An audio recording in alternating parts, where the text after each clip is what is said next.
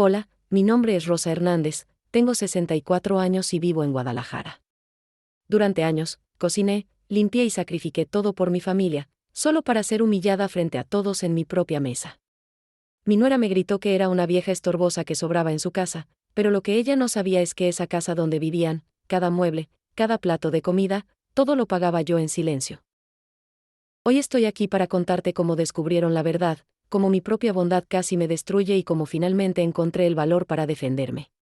Decidí compartir mi historia porque sé que hay muchas abuelas allá afuera siendo maltratadas, invisibles en sus propias familias, y si mi historia les da fuerzas para alzar la voz, entonces cada lágrima habrá valido la pena. Si te toca el corazón lo que voy a contarte, déjame tu comentario, dale like y suscríbete. ¿Sabes cuánto significa para mí no sentirme sola? Me llamo Rosa María Hernández, tengo 64 años, y vivo en Guadalajara, Jalisco. Bueno, vivía. Porque lo que voy a contarles cambió todo. Durante décadas fui invisible en mi propia casa, y cuando finalmente me hicieron visible fue para humillarme frente a toda la familia. Pero déjame contarte algo, a veces las humillaciones más grandes son las que nos despiertan del sueño más profundo. ¿Sabes cuántas mujeres como yo pasan la vida entera sacrificándose en silencio, creyendo que eso es amor? Yo fui una de ellas durante mucho tiempo. Nací aquí en Guadalajara, en el barrio de Analco, cuando este lugar todavía tenía más casas de adobe que edificios modernos. Mi madre me enseñó a bordar antes de aprender a escribir bien. Me casé a los 19 con un hombre trabajador que murió cuando nuestro hijo tenía apenas 7 años. Quedé viuda joven, con un niño que criar y sin más educación que la primaria. Pero tenía mis manos y sabía coser. Durante 37 años trabajé como costurera, bordando manteles para restaurantes, vestidos para quinceañeras, ropa para bautizos. Cada peso que ganaba lo guardaba con cuidado, como mi madre me había enseñado. Mi hijo Javier creció y se hizo mecánico. Un buen muchacho, aunque débil de carácter. Eso lo supe desde pequeño, pero una madre siempre quiere creer que sus hijos son fuertes. Se casó con Leticia hace 15 años, una mujer de la ciudad que siempre me miró con ese desprecio apenas disimulado que tienen algunas personas hacia los que consideran inferiores. Tuvieron 2 hijos hermosos, mis nietos Diego y Sofía, que son la luz de mi vida. Durante todos estos años viví con ellos en la casa de 3 recámaras que compré en 1985, cuando todavía este barrio era asequible para una costurera. Sí, la compré yo. Con mi trabajo, con mi sudor, con noches enteras bordando hasta que los dedos me sangraban. Pero Javier nunca se lo dijo a su esposa. Le dejó creer que era su casa, que él la había conseguido. ¿Por qué?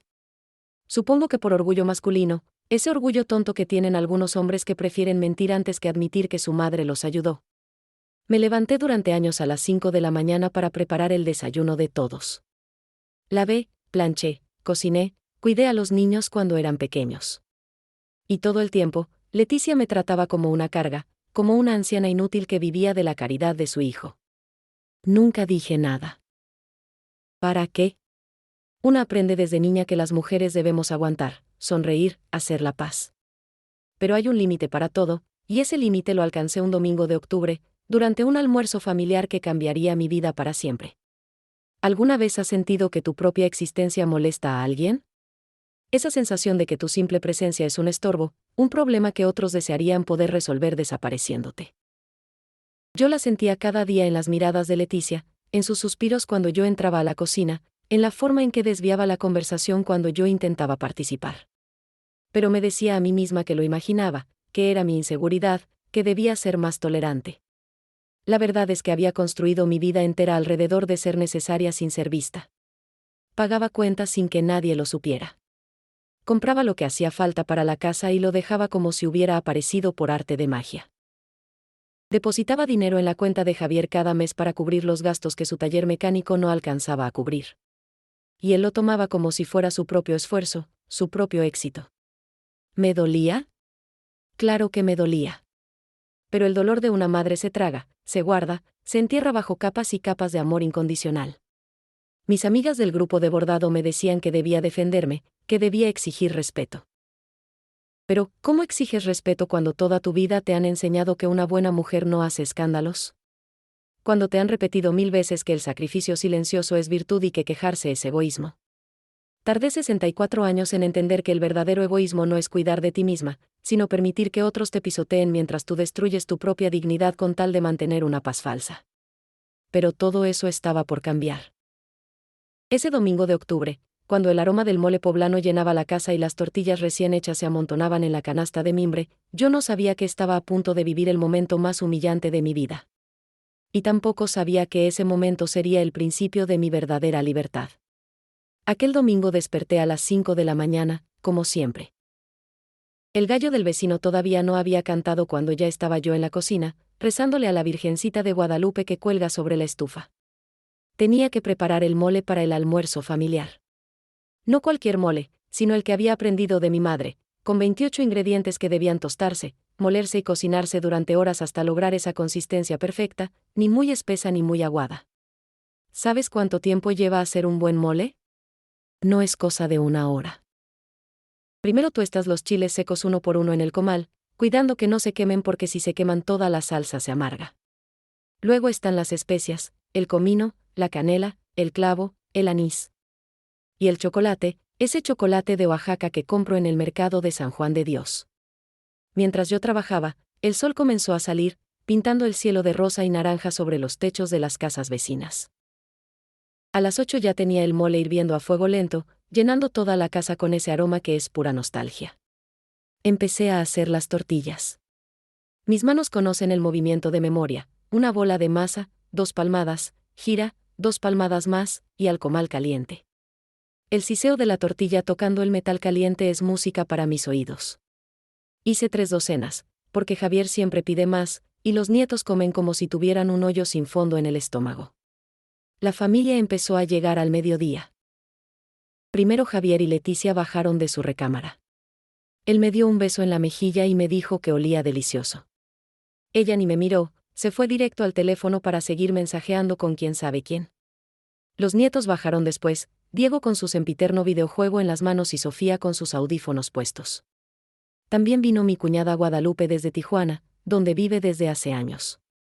Lupe siempre ha sido buena conmigo, de las pocas personas en la familia que me trata con verdadero cariño. Puse la mesa con cuidado, usando el mantel bordado que hice hace 20 años, con flores de cempasúchil en las orillas.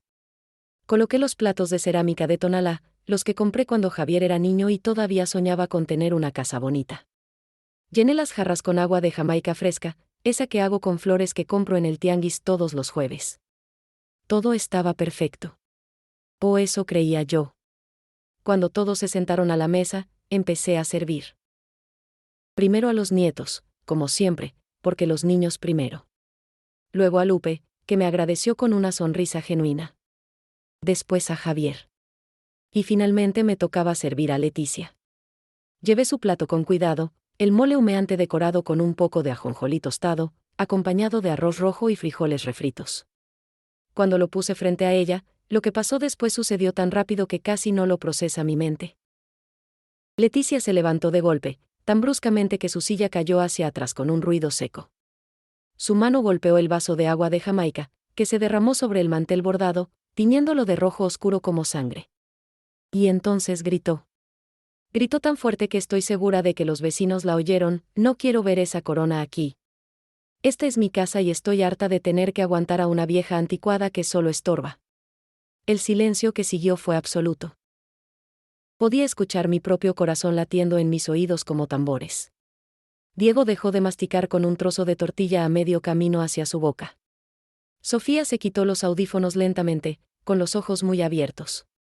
Lupe dejó escapar un grito ahogado. ¿Y Javier?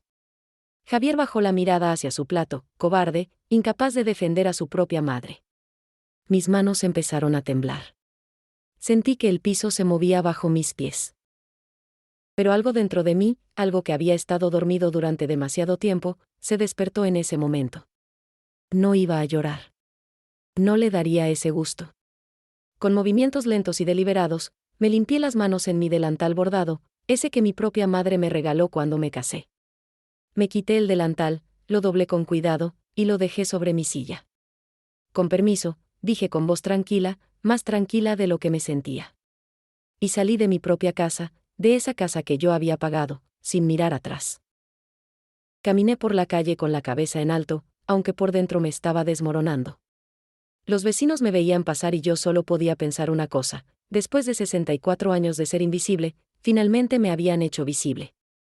Pero de la peor manera posible. No sabía entonces que esa humillación sería el inicio de mi liberación. Que esa mujer que salió de su casa ese domingo ya no sería la misma que regresaría. Si es que regresaba. 3 días pasé en casa de mi amiga Socorro, mi comadre desde hace 40 años. Vive en Tlaquepaque, en una casita de 2 pisos que huele a lavanda y a las velas que hace para vender en el mercado. Durante esos 3 días no contesté las llamadas de Javier. Dejé que sonara el teléfono una y otra vez mientras yo tomaba té de manzanilla en el patio de Socorro, mirando sus macetas de geranios y tratando de entender qué había hecho mal en mi vida para merecer ese trato. Socorro me dejaba llorar sin presionarme para hablar. Me preparaba comida que yo apenas probaba. Me prestó su cuarto de huéspedes, pequeño pero acogedor, con una ventana que daba a la calle empedrada donde los artesanos montaban sus puestos cada mañana.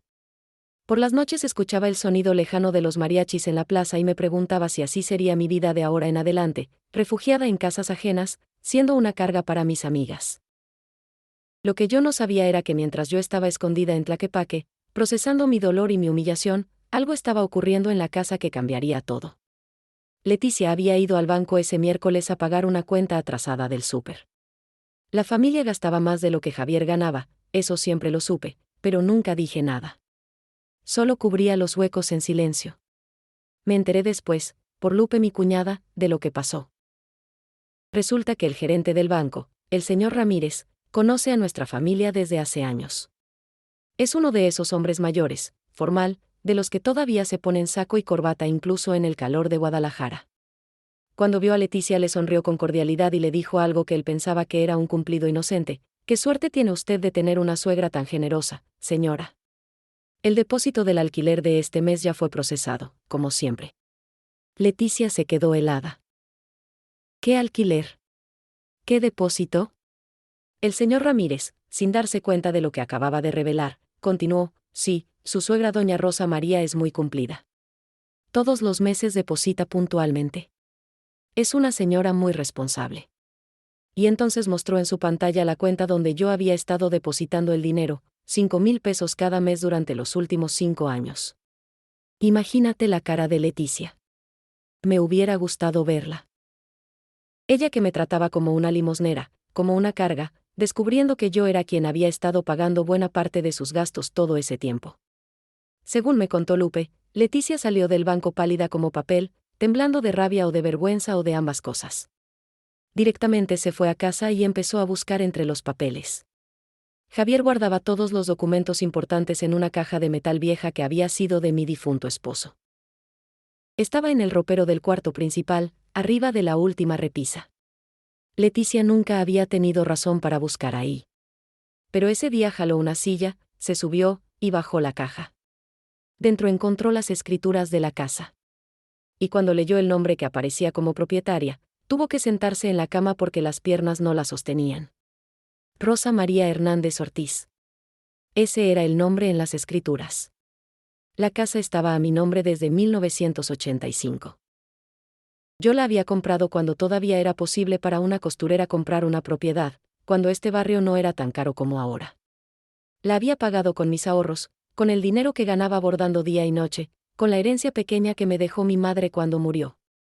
Esa noche, cuando Javier llegó del taller, Leticia lo estaba esperando en la sala con las escrituras en la mano. No necesito haber estado ahí para imaginar la escena. Lupe me lo contó todo después, porque Leticia le contó a su hermana y la hermana no pudo quedarse callada. Mi hijo, mi pobre hijo débil, tuvo que admitir la verdad. Sí, la casa era de su madre. Sí, yo pagaba el equivalente a un alquiler cada mes. Sí, yo había pagado su educación en la escuela técnica. Sí, yo había prestado el dinero para abrir su taller mecánico. Y no solo eso. Javier tuvo que confesar que durante los últimos 5 años, desde que el taller empezó a tener problemas con la competencia de los talleres más grandes, yo había estado subsidiando los gastos de la casa. Él tomaba mi dinero y lo presentaba como si fuera su propio salario. Dejó que Leticia creyera que él era el proveedor, el hombre fuerte que mantenía a su familia, mientras su madre hacía el trabajo duro en las sombras. ¿Por qué lo hizo? Supongo que por vergüenza. Porque en nuestra cultura un hombre debe mantener a su familia, y admitir que tu madre vieja te mantiene a ti es admitir que has fallado. Prefirió mentir, prefirió ser cobarde, prefirió dejar que su esposa me humillara antes que defender mi dignidad. Ese conocimiento me dolió más que los gritos de Leticia. Porque una nuera cruel es una cosa, pero un hijo que te traiciona es otra completamente distinta. Cuando Lupe me llamó para contarme todo esto, yo estaba sentada en el patio de Socorro, desgranando elote para hacer esquites. El teléfono casi se me cae de las manos. Durante 64 años había sido invisible por elección propia. Pero resulta que mi hijo me había hecho invisible también por conveniencia. Y esa revelación partió algo dentro de mí que nunca volvería a repararse de la misma manera. Socorro me dio espacio para procesar todo. Su casa se convirtió en mi refugio, mi santuario lejos de la tormenta que había dejado atrás. Tlaquepaque es diferente a mi barrio. Aquí las calles son más angostas, empedradas, con ese encanto colonial que atrae a turistas. Por las mañanas, el sonido de los artesanos trabajando la cerámica llenaba el aire, ese golpeteo rítmico del barro siendo moldeado. Me levanté cada día sin la obligación de cocinar para otros. ¿Suena egoísta? Tal vez. Pero por primera vez en décadas podía desayunar cuando me daba la gana, podía quedarme en pijama hasta las 10 si quería, podía comer solo un pan dulce con café y no sentirme culpable por no preparar un banquete. Socorro trabajaba mediodía en un puesto del mercado de artesanías, así que tenía las mañanas para mí sola. Empecé a caminar por el barrio. Descubrí una iglesia pequeña, la parroquia de San Pedro, donde entraba a veces solo para sentarme en el silencio fresco. Prendía una veladora y no rezaba exactamente, más bien hablaba con Dios como se habla con un amigo viejo. Le decía, mira, Señor, ya no sé qué hacer. Pasé toda mi vida siendo buena, siendo servicial, siendo invisible. ¿Y para qué? ¿Para qué me trataran como basura en mi propia casa? Las tardes las pasaba ayudando a Socorro con sus velas. Ella las hace de diferentes colores y aromas, lavanda, canela, rosas, bugambilia. Me enseñó a mezclar la cera con los aceites esenciales, a verter el líquido caliente en los moldes de vidrio reciclado. Había algo terapéutico en ese trabajo. Ver cómo algo líquido e informe se solidificaba, tomaba forma, se convertía en algo útil y bello. Como yo necesitaba hacer con mi propia vida. Por las noches, Socorro y yo nos sentábamos en su patio, envueltas en rebozos porque octubre en Guadalajara ya empieza a refrescar. Tomábamos chocolate caliente y ella me dejaba hablar. Le conté cosas que nunca le había contado a nadie. Cómo me casé enamorada a los 19 con un hombre que resultó ser alcohólico. Cómo trabajé doble turno durante años para mantener a Javier después de que su padre murió en un accidente. Cómo cada peso que ganaba lo guardaba pensando en darle un futuro mejor a mi hijo. ¿Y qué futuro le diste, comadre?, me preguntó Socorro una noche. Le diste todo y él aprendió a tomarlo sin agradecerlo. Le enseñaste que el sacrificio de una mujer no vale nada. ¿Es ese el futuro que querías para él? Sus palabras me cayeron como agua fría. Tenía razón. Al ser invisible, al sacrificarme en silencio, no había hecho un favor a Javier. Le había enseñado que las mujeres estamos ahí para servir sin esperar nada a cambio. Una tarde, mientras caminaba por el mercado de artesanías, vi a una anciana vendiendo rebozos. Tenía el pelo completamente blanco, la cara surcada de arrugas profundas como ríos en un mapa. Pero sus ojos brillaban con una viveza que me llamó la atención. Compré un rebozo color vino con flores bordadas en los extremos. Mientras me lo envolvía, me dijo, ese color te queda bien, señora. Te hace ver fuerte. Fuerte. ¿Cuándo fue la última vez que alguien me dijo que me veía fuerte? Javier llamaba todos los días. Al principio no contestaba. Luego empecé a contestar solo para decirle que no estaba lista para hablar. Mamá, por favor, regresa a casa, me suplicaba. Leticia está arrepentida, los niños te extrañan. Pero yo no estaba lista. Porque por primera vez en mi vida estaba descubriendo algo, que no necesitaba ser necesitada para tener valor. Que mi existencia tenía sentido sin estar al servicio de otros. Socorro me presentó a sus amigas del grupo de bordado. Se reunían todos los jueves en la casa de una de ellas, doña Consuelo, una mujer de 70 años que había sido maestra de primaria. 8 mujeres de diferentes edades, todas con historias similares a la mía, maridos que las habían dejado o muerto, hijos que las daban por sentado, familias que las trataban como muebles en lugar de como personas. Ahí, entre hilos de colores y agujas brillantes, encontré algo que no sabía que necesitaba: hermandad. Mujeres que entendían sin necesidad de explicaciones largas. Que no me juzgaban por sentirme herida. Que no me decían que debía perdonar y olvidar como si nada hubiera pasado. Me escuchaban. Y en ese escuchar encontré el espacio para empezar a sanarme. Una de ellas, doña Consuelo, me dijo algo que se quedó grabado en mi memoria: Rosa María, el perdón es importante. Pero primero tienes que perdonarte a ti misma por permitir que te trataran así durante tanto tiempo. Ese es el perdón más difícil. Y tenía razón. Estaba tan enojada con Leticia, con Javier, pero también estaba enojada conmigo misma. Por haber sido débil. Por haber aceptado las migajas de cariño como si fueran banquetes. Por haber creído que mi valor estaba en lo mucho que podía aguantar. 2 semanas después de haberme ido de casa, algo cambió en mí. No fue un momento dramático. Fue simplemente un despertar gradual, como cuando amanece y el cielo pasa lentamente de negro a gris a azul. Me di cuenta de que no extrañaba cocinar para otros. No extrañaba limpiar una casa que me trataban como si no fuera mía. Extrañaba a mis nietos, sí. Pero no extrañaba la vida que había dejado atrás. Y entonces tomé una decisión que ni siquiera sabía que estaba tomando. No iba a regresar. No a esa casa, no a esa dinámica, no a esa versión de mí misma que se había encogido tanto que casi había desaparecido. Si iba a tener algún contacto con mi familia nuevamente, sería en mis propios términos. Como Rosa María, la mujer que había construido y pagado todo. No como la abuela invisible que existía solo para servir. Fue Javier quien forzó el siguiente movimiento. Una tarde, sin avisar, apareció en casa de Socorro. Lo vi llegar por la ventana, su camioneta vieja estacionándose frente al portón. Mi primer instinto fue esconderme, como una niña que ha hecho algo malo. Pero Socorro me puso una mano en el hombro y me dijo: comadre, si huyes ahora, estarás huyendo para siempre. Enfrenta esto. Salí al patio donde Socorro nos sirvió café de olla, ese que hace con canela y piloncillo.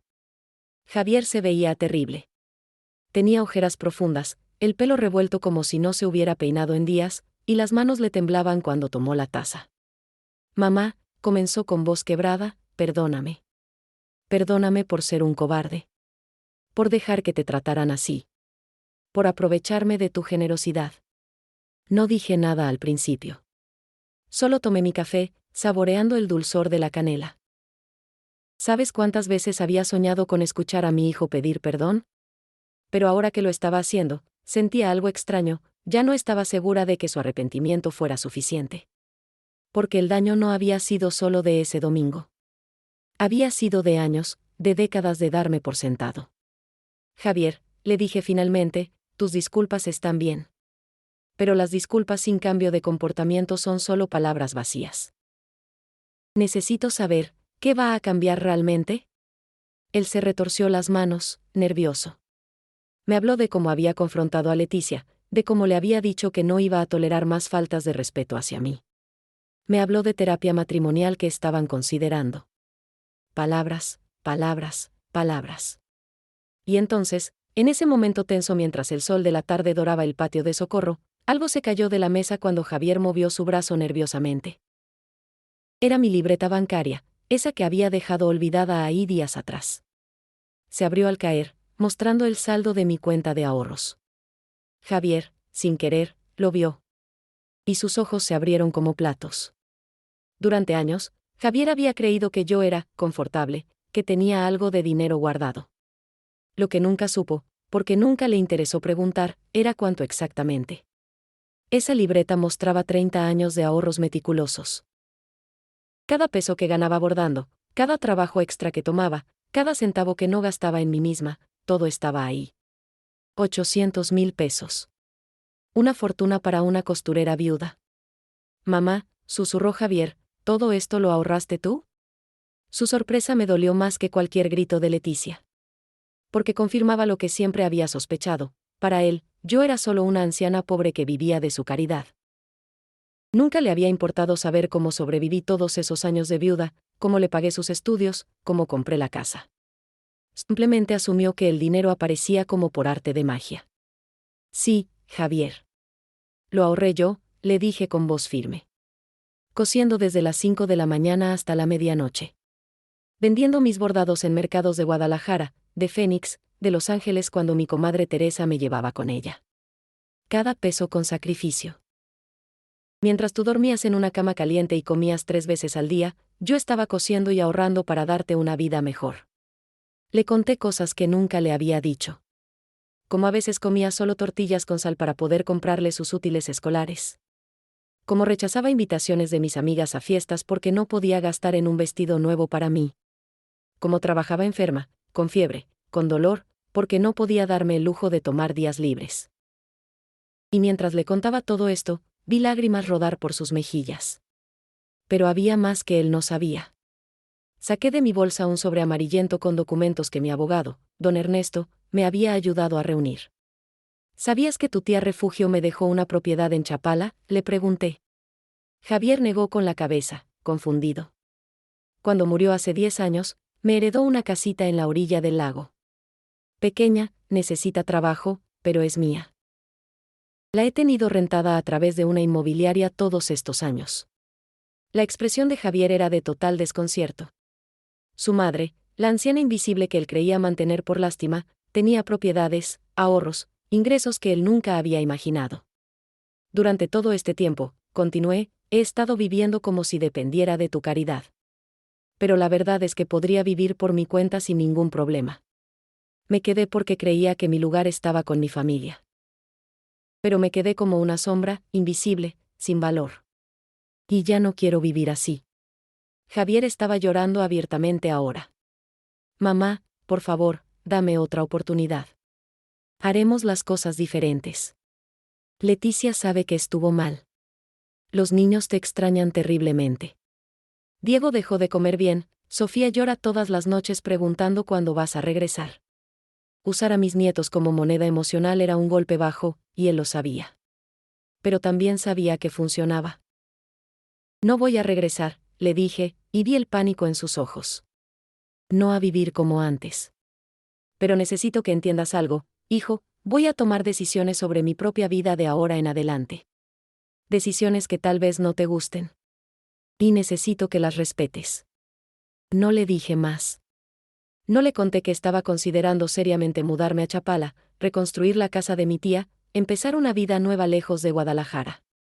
Antes de irse, Javier me abrazó. Fue un abrazo diferente a los que me daba de costumbre, esos abrazos rápidos y mecánicos de los domingos.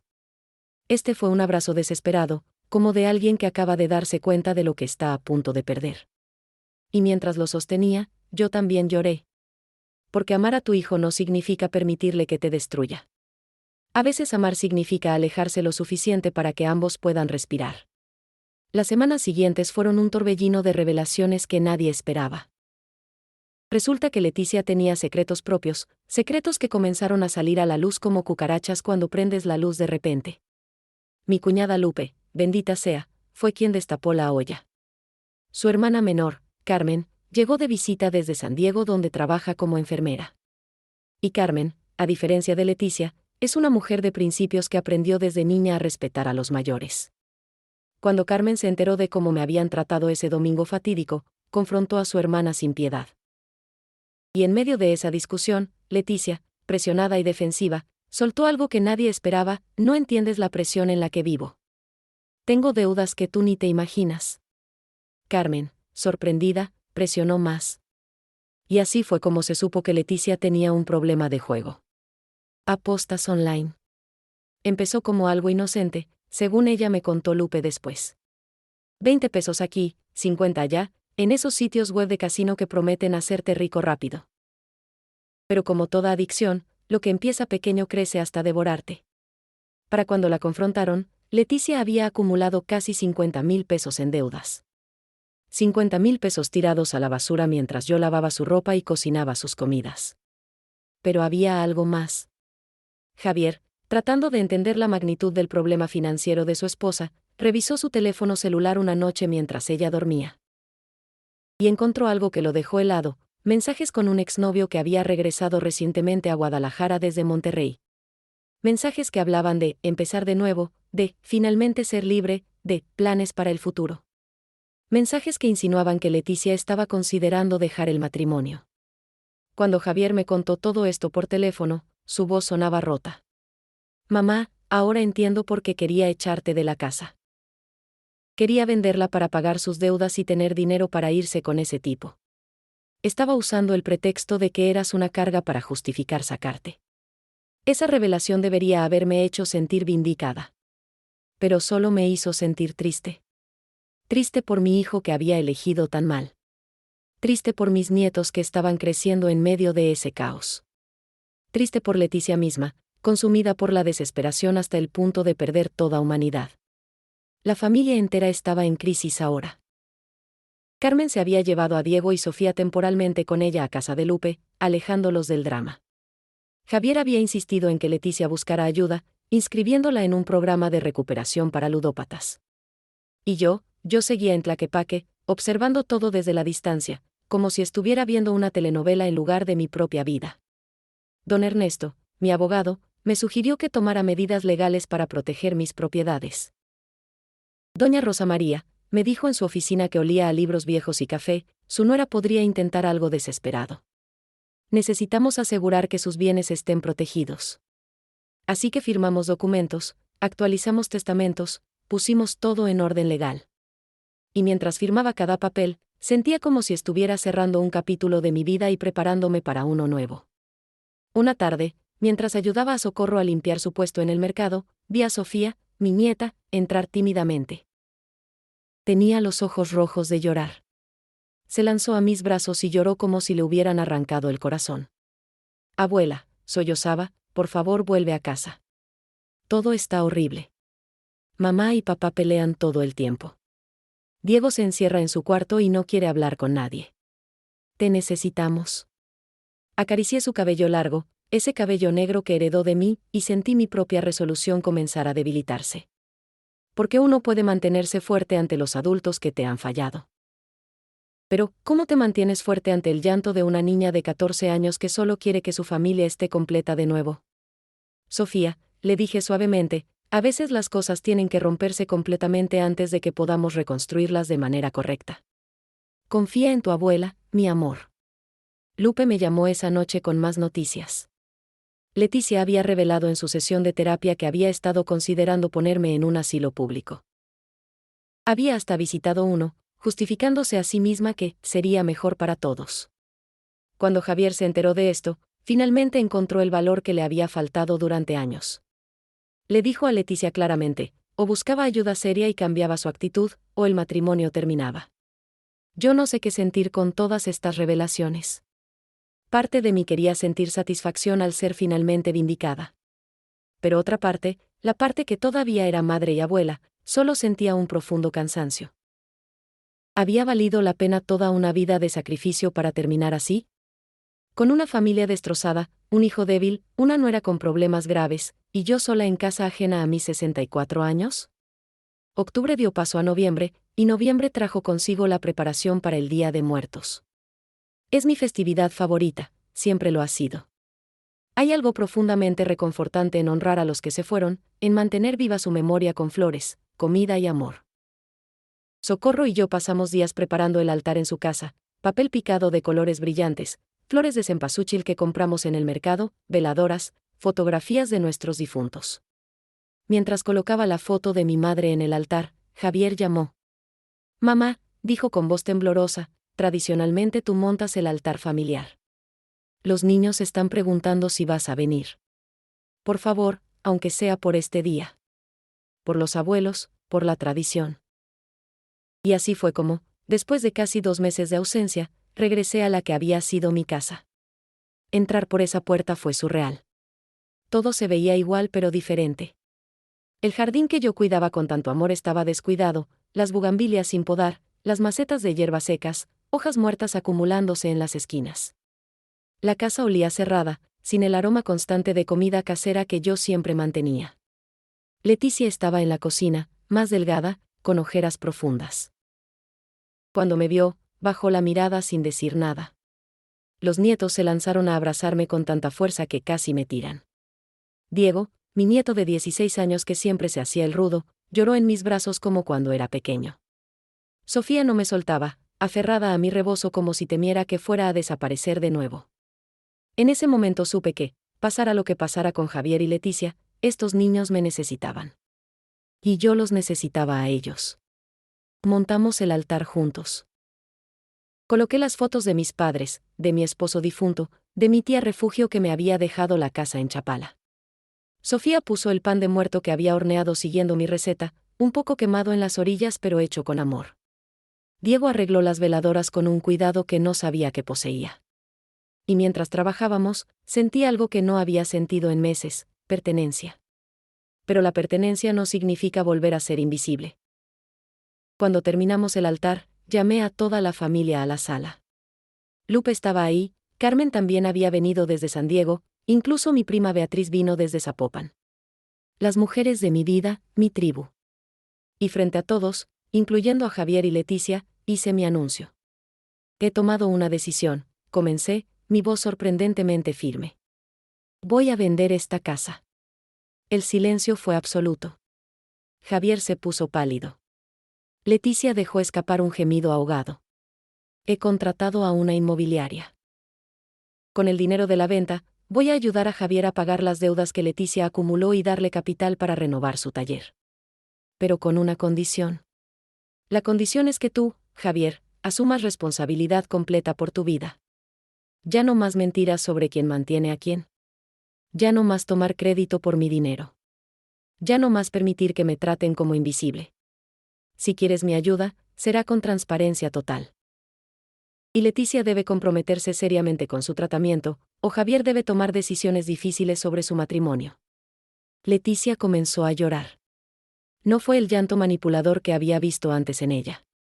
Fue un llanto quebrado, real, de alguien que finalmente comprende la magnitud de lo que ha hecho. Doña Rosa María, dijo con voz apenas audible, no tengo perdón. Traté horriblemente a la persona más generosa que he conocido. Fui cruel, fui ingrata, fui monstruosa. Era la primera vez que la escuchaba admitir algo así. Y yo, continué, me mudaré a Chapala. A la casa de mi tía. Allá reconstruiré mi vida. No me estoy alejando de ustedes, miré a mis nietos, pero necesito vivir para mí misma por primera vez en 64 años. Ustedes pueden visitarme cuando quieran. Siempre serán bienvenidos. Pero ya no voy a vivir en una casa donde se me trata como un estorbo. Carmen, mi cuñada de San Diego, fue la primera en hablar después de mi anuncio. Doña Rosa María, dijo con voz llena de admiración, usted es la mujer más valiente que conozco. Mi hermana puede aprender mucho de usted. Luego se volteó hacia Leticia con dureza, y tú, hermana, más te vale que valores esta oportunidad que te están dando. Porque no todos tienen la suerte de tener segundas oportunidades. Javier finalmente encontró su voz. Mamá, haré todo lo que pidas. Iré a terapia, trabajaré en mi cobardía, aprenderé a ser el hombre que merezco ser. Solo. No desaparezcas de nuestras vidas completamente. Te necesitamos. Yo te necesito. Por primera vez en su vida adulta, mi hijo estaba siendo completamente honesto conmigo. Y aunque todavía estaba enojada, también estaba orgullosa de ese primer paso hacia la madurez. Esa noche dormí en mi antigua habitación, pero todo se sentía diferente. Ya no era mi hogar. Era solo una casa llena de recuerdos, algunos hermosos, otros dolorosos. A la mañana siguiente, mientras tomaba café en la cocina que yo había usado durante tantos años, don Ernesto llamó. Ya tenía un comprador interesado en la casa. Las cosas se estaban moviendo rápido. Los siguientes 3 meses fueron un torbellino de cambios. La casa se vendió más rápido de lo esperado, una familia joven con 3 niños pequeños que se enamoró del jardín y del patio de Azulejos Talavera. Firmamos papeles en la notaría, y cuando recibí el cheque, sentí una mezcla extraña de alivio y melancolía. Era el fin de una era, el cierre de un capítulo que había durado décadas. Cumplí mi promesa con Javier. Le di una cantidad generosa para pagar las deudas de Leticia y renovar su taller. Pero lo hice a través de don Ernesto, con un contrato formal, como se hace en los negocios. Ya no más préstamos familiares que nunca se pagan. Ya no más generosidad invisible. Si iba a ayudar a mi hijo, sería con claridad y límites definidos. Javier usó el dinero sabiamente, debo admitirlo. Renovó su taller, compró equipo nuevo, contrató a un joven mecánico para ayudarlo. Pero más importante, comenzó terapia como había prometido. Me contó por teléfono sobre las sesiones, cómo el terapeuta le ayudaba a ver los patrones que había heredado, la tendencia a evitar conflictos, el miedo a decepcionar, la costumbre de tomar el camino fácil incluso cuando lastimaba a otros. Leticia también cumplió su parte. Se inscribió seriamente en el programa de recuperación para ludópatas. Conseguir un trabajo en una tienda departamental, algo que al principio veía como humillante pero que lentamente la fue ayudando a recuperar algo de dignidad. Me contó Lupe que Leticia estaba pagando sus propias deudas poco a poco con su salario, negándose a usar el dinero que le había dado a Javier. ¿Hablé con Leticia durante ese tiempo? Poco. Unas cuantas conversaciones breves y tensas. Ella nunca me pidió perdón directamente con palabras, pero sus acciones comenzaron a hablar por ella. Me enviaba fotos de los nietos por WhatsApp con mensajes cortos: Diego sacó 10 en matemáticas, Sofía ganó el concurso de oratoria. Pequeños puentes frágiles sobre un abismo muy profundo. Mientras tanto, yo me mudé a Chapala. La casita de mi tía refugio era pequeña pero tenía lo esencial: 2 recámaras, una cocina soleada, un patio con vista al lago.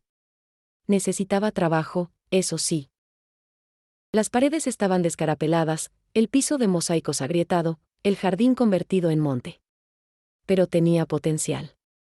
Tenía ese algo especial que hace que un lugar se sienta como hogar. Contraté a un albañil del pueblo, don Jacinto, un señor de 70 años que todavía trabajaba con la energía de un joven. Juntos renovamos la casa. Pintamos las paredes de un amarillo suave que recordaba a la mantequilla. Reparamos el piso, cambiamos las ventanas, instalamos un boiler nuevo. Mi primo Rogelio, que es plomero, vino a arreglar toda la tubería que estaba vieja y oxidada. El jardín fue mi proyecto personal. Planté bugambilias en las esquinas, geranios en macetas de barro, hierbas aromáticas en un cantero pequeño, albahaca, hierbabuena, romero, cilantro. Cada mañana me despertaba con el sonido de las olas suaves del lago lamiendo la orilla, con el canto de los pájaros, con el olor a agua fresca. Era una paz que no había conocido en años. Hice amigas rápidamente. Las mujeres del pueblo tienen esa calidez característica de los pueblos pequeños. Me uní a un grupo de bordado que se reunía los miércoles en casa de doña Irene, una señora de 80 años con más vitalidad que muchas jóvenes. Compartíamos técnicas, chismes inocentes, café y pan dulce. Me sentía parte de algo sin tener que sacrificarme para merecerlo. Los nietos venían a visitarme cada fin de semana. Javier los traía en su camioneta, un viaje de 1 hora desde Guadalajara.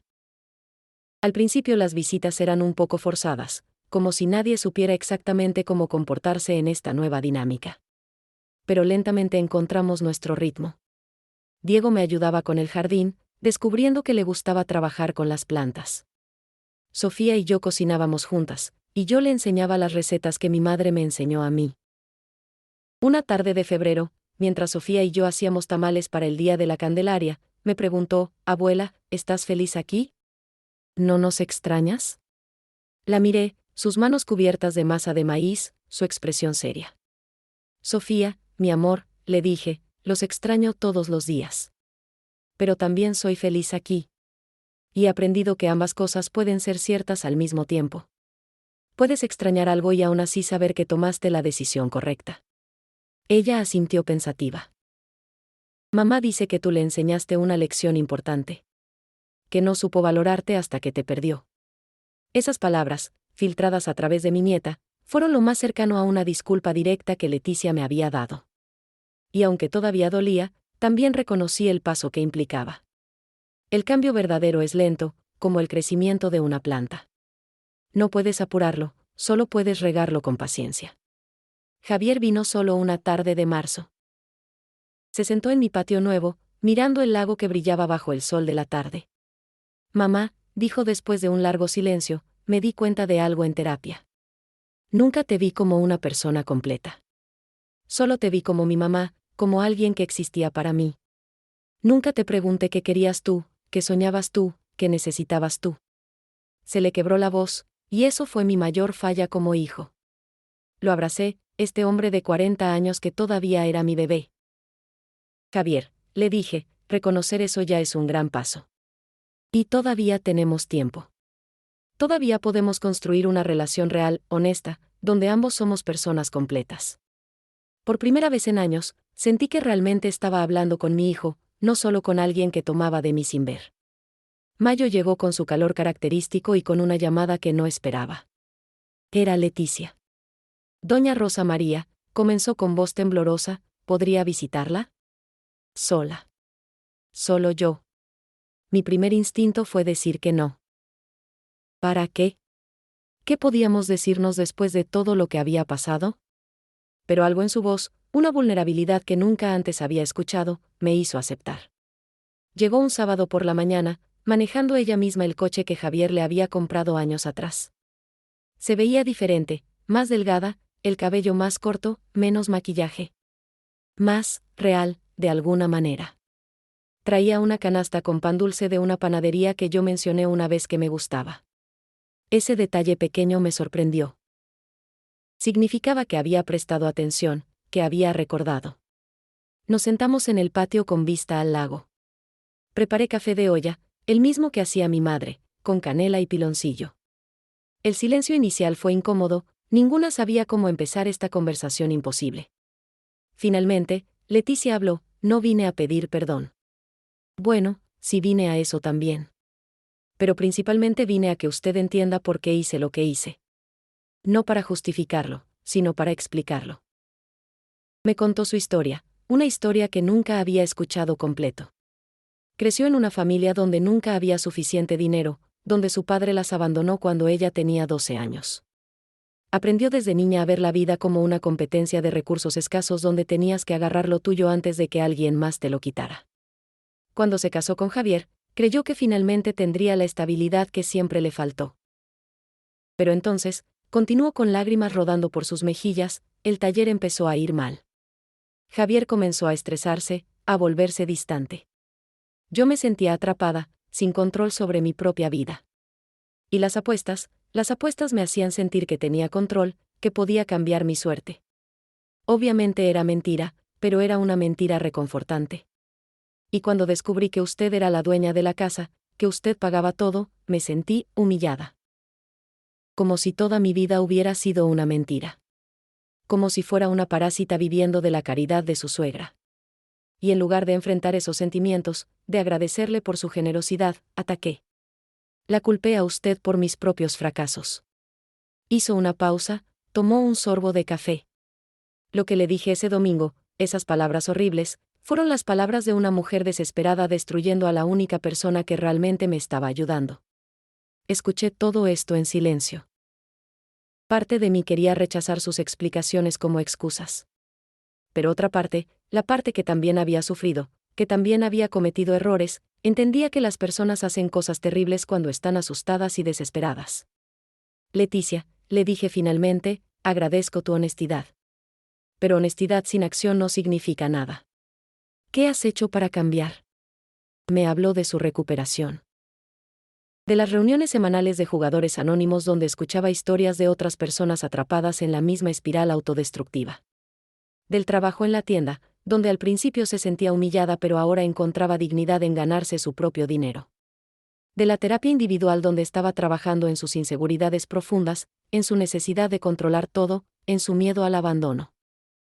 He pagado la mitad de mis deudas con mi propio sueldo, me dijo con un orgullo genuino en su voz. Y corté todo contacto con Rodrigo, mi ex. Me di cuenta de que no estaba buscando amor con él, estaba buscando un escape de mis problemas. Y los problemas no desaparecen solo porque cambies de lugar o de pareja. Le pregunté algo que necesitaba saber, ¿y Javier? ¿Tu matrimonio? Ella suspiró profundamente. Es difícil. Muy difícil. Pero estamos trabajando en ello. Vamos a terapia de pareja cada semana. Por primera vez en 15 años estamos hablando honestamente sobre dinero, sobre expectativas, sobre miedos. No sé si lo lograremos, pero al menos estamos intentándolo de verdad. Me habló de los niños, de cómo Diego había empezado a ayudar en el taller de Javier los fines de semana, aprendiendo el oficio. De cómo Sofía quería estudiar trabajo social, inspirada, según ella, por ver a su abuela reinventar su vida a los 64 años.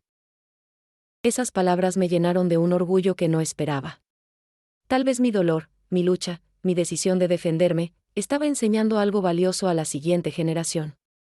Doña Rosa María, dijo Leticia mirándome directamente a los ojos, sé que probablemente nunca me perdone completamente. Y lo entiendo. Lo que hice es imperdonable. Pero quiero que sepa que estoy tratando de ser mejor. No por usted, aunque también por usted. Principalmente por mí misma, para poder mirarme al espejo sin sentir vergüenza. Y por mis hijos, para que no hereden mi amargura y mis miedos. Pensé en sus palabras durante mucho tiempo. El perdón no es algo que sucede de repente, no importa lo que digan las películas o las canciones. El perdón es un proceso lento, doloroso, lleno de retrocesos. Pero al ver a esta mujer frente a mí, realmente vulnerable, realmente tratando de cambiar, sentí que tal vez, con tiempo, podríamos encontrar algún tipo de paz. Leticia, le dije finalmente, no puedo prometer que voy a olvidar lo que pasó. Esas palabras, esa humillación, están grabadas en mi memoria. Pero puedo prometerte que voy a intentar dejar ir la rabia. Puedo prometerte que si sigues haciendo el trabajo, si realmente cambias, podemos construir algo nuevo. No como era antes, eso se rompió. Pero tal vez algo diferente, algo más honesto. Ella lloró entonces, lloró como yo no la había visto llorar antes. Y yo también lloré. Lloramos juntas por todo lo que se había perdido, por todo el dolor que nos habíamos causado mutuamente, por todos los años que podríamos haber pasado conociéndonos de verdad en lugar de jugar roles superficiales de suegra y nuera. Lloramos por el pasado, pero también, de alguna manera, lloramos lágrimas de alivio. Porque finalmente estábamos siendo reales la una con la otra. Antes de irse, me ayudó a regar el jardín. Trabajamos lado a lado en silencio, regando las bugambilias, las hierbas aromáticas, los geranios. Y en ese silencio compartido, en ese trabajo simple y honesto, sentí los primeros brotes tiernos de algo que tal vez, algún día, podría convertirse en comprensión mutua y respeto. 1 año y medio después de aquel domingo fatídico, mi vida es completamente diferente. Me despierto cada mañana no al sonido de una alarma para cocinar para otros, sino al canto de los pájaros y al murmullo suave del lago Chapala.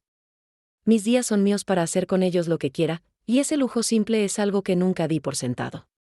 Mi casita se ha convertido en un verdadero hogar. El jardín florece con colores vibrantes, las bugambilias rosas trepan por las paredes blancas, los geranios rojos brillan en sus macetas de barro, y mis hierbas aromáticas perfuman el aire cuando las rozo al pasar. Tengo un pequeño taller en la segunda recámara donde guardo mis materiales de bordado. Ahora vendo mis trabajos en la cooperativa de artesanas del pueblo, y lo que gano es completamente mío, no para llenar huecos en presupuestos ajenos. Las mujeres de mi grupo de bordado se han convertido en mi segunda familia. Nos reunimos 2 veces por semana, no solo para coser sino para compartir vidas, risas, apoyo. Doña Irene me enseñó a hacer cestas de mimbre. Doña Consuelo me invitó a su club de lectura. Tengo amigas que me valoran por lo que soy, no por lo que puedo hacer por ellas. Es una sensación liberadora. Los nietos vienen a visitarme cada 2 fines de semana ahora. Hemos establecido una rutina. El viernes por la noche llegamos, cenamos tacos de pescado del restaurante del pueblo, y nos quedamos despiertos hasta tarde contando historias bajo las estrellas. Los sábados caminamos por la orilla del lago, visitamos el mercado de artesanías, cocinamos juntos. Los domingos son más tranquilos, leemos, bordamos, simplemente existimos juntos sin prisa. Diego, mi nieto, ha encontrado su camino. Decidió estudiar ingeniería mecánica, inspirado por el trabajo en el taller de su padre pero queriendo expandir sus conocimientos. Me cuenta sus planes mientras trabajamos juntos en el jardín, y yo escucho con el orgullo de ver a la siguiente generación construir sus propios sueños. Sofía está en su último año de preparatoria, con planes firmes de estudiar trabajo social. Quiero ayudar a mujeres como tú, abuela, me dijo una vez. Mujeres que necesitan encontrar su propia voz. Javier visita solo, sin Leticia, 1 vez al mes. Hemos construido una relación nueva, más honesta. Me habla de sus luchas, de sus victorias, de su terapia. Ya no trato de ser su salvadora. Lo escucho, lo aconsejo cuando me pide consejo, pero principalmente lo dejo ser un adulto responsable de sus propias decisiones. Y él, por su parte, ha aprendido a verme como una persona completa, no solo como su madre que existe para servirle. El taller de Javier va mejor. Con el equipo nuevo y el ayudante que contrató, puede tomar más trabajos. Ha pagado todas las deudas de Leticia y ahora está comenzando a ahorrar por primera vez en su vida.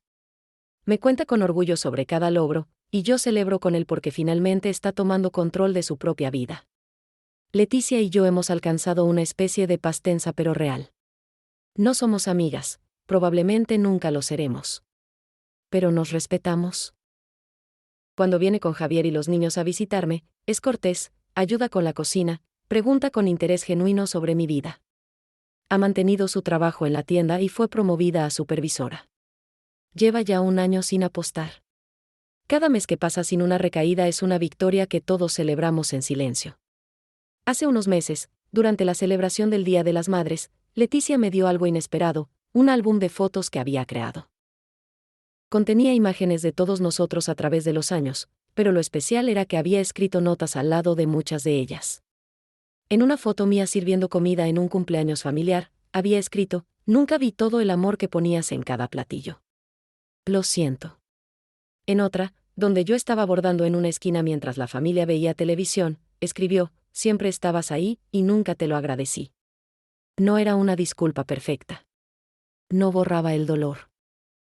Pero era real, era honesta, y venía de un lugar de verdadero arrepentimiento. La abracé ese día, un abrazo breve pero significativo. Y sentí que tal vez, solo tal vez, algún día el peso del pasado se aligeraría lo suficiente para que pudiéramos caminar hacia adelante sin arrastrarlo constantemente. Mi prima Beatriz me visitó el mes pasado y me preguntó: "Rosa María, ¿te arrepientes de algo?". Pensé en esa pregunta durante mucho tiempo. ¿Me arrepiento de los años que pasé siendo invisible? Sí y no. Me arrepiento del dolor, de la humillación, de permitir que me trataran sin respeto durante tanto tiempo. Pero no me arrepiento de los años que dediqué a mi hijo cuando era niño y me necesitaba. No me arrepiento del amor que puse en cada comida, cada prenda lavada, cada peso ahorrado. Lo que he aprendido es esto: el sacrificio no es virtud cuando se hace a costa de tu propia dignidad. El amor verdadero no significa desaparecerte para que otros brillen. Y nunca, nunca es demasiado tarde para reclamar tu vida, para exigir respeto, para poner límites saludables. He empezado a escribir mi historia. No como un libro para publicar necesariamente, sino como un legado para mis nietos, para Sofía especialmente. Quiero que sepan que su abuela no siempre fue esta mujer fuerte que vive sola con vista al lago. Fui una mujer que se perdió a sí misma durante décadas en el servicio a otros. Pero también fui una mujer que encontró el coraje, a los 64 años, de construir una vida propia. Mis tardes las paso a menudo en el embarcadero pequeño detrás de mi casa, mirando el lago cambiar de color con el sol poniente. El agua pasa de azul brillante a dorado a rosa a púrpura oscuro. Es diferente cada día, constantemente transformándose, y me recuerda que el cambio es natural, es necesario, es hermoso. A veces vienen turistas al pueblo y preguntan por mis bordados. Les cuento historias mientras trabajo, sobre la técnica que aprendí de mi madre, sobre los símbolos tradicionales que uso, sobre el significado de cada puntada. Algunos ven solo un mantel bonito. Pero algunos, los que realmente miran, ven la historia de una mujer tejida en cada hilo. ¿Soy completamente feliz? No todo el tiempo. Todavía hay días donde extraño lo que podría haber sido, donde me duele que mi familia no sea perfecta y unida como en las telenovelas. Todavía hay momentos donde la soledad me pesa, donde desearía tener un compañero con quien compartir estos atardeceres. Pero también hay una paz profunda en saber que estoy viviendo auténticamente, que cada día es mío para decidir, que mi valor no depende de cuánto puedo aguantar. He empezado a dar clases de bordado a mujeres jóvenes del pueblo. Viene una vez por semana un grupo de 5 mujeres, entre 20 y 30 años. Les enseño las puntadas tradicionales, pero también, sin decirlo explícitamente, les enseño algo más importante: que pueden crear belleza con sus propias manos, que tienen valor más allá de servir a otros, que pueden construir vidas que honren tanto sus tradiciones como sus propios sueños. Una de ellas, Lupita, una muchacha de 25 años que acaba de casarse, me preguntó recientemente: "Doña Rosa, ¿cómo sabe cuándo poner límites con la familia? No quiero ser egoísta, pero tampoco quiero perderme a mí misma". Le conté mi historia, no toda, pero suficiente. Y le dije algo que me hubiera gustado que alguien me dijera cuando tenía su edad: cuidar de ti misma no es egoísmo. Es la base sobre la cual puedes construir un amor verdadero y saludable hacia otros. No puedes dar de un pozo vacío. El otro día, mientras preparaba mole para una celebración familiar que organizaré aquí el próximo mes, me di cuenta de algo: estoy cocinando porque quiero, no porque debo. Y esa pequeña diferencia lo cambia todo. El amor que pongo en cada ingrediente ahora viene de un lugar de elección, no de obligación. Y eso hace que sepa diferente, mejor, más auténtico. Miro hacia el futuro ahora con esperanza en lugar de resignación. Planeo viajar un poco, tal vez visitar a Socorro en Tlaquepaque por una semana, quizás ir a Oaxaca a aprender nuevas técnicas de bordado. Quiero ver más del mundo que me perdí mientras estaba ocupada viviendo para otros. Quiero recoger conchas en playas que nunca he visitado, probar comidas que nunca he probado, ver amaneceres desde lugares nuevos. Y si alguien me preguntara qué consejo daría a otras mujeres en situaciones similares, diría esto: tu vida te pertenece. No es egoísta reclamarlo. No es cruel poner límites. No es tarde para empezar de nuevo. El respeto que das a otros comienza con el respeto que te das a ti misma. Y a veces, la mayor acto de amor es enseñar a otros a respetar tu valor dejándote ir lo suficiente para encontrarte a ti misma. Tengo 66 años ahora. Algunos dirían que es el final de la vida. Pero yo lo veo como un nuevo comienzo. Porque aprendí, aunque dolorosamente, que nunca es demasiado tarde para florecer. Como las bugambilias en mi jardín que pensé que estaban muertas después del frío del invierno, pero que regresaron más fuertes y vibrantes cuando llegó la primavera. Esta es mi vida ahora. Una vida que elegí. Una vida que construí. Una vida que es completamente, bellamente, auténticamente mía.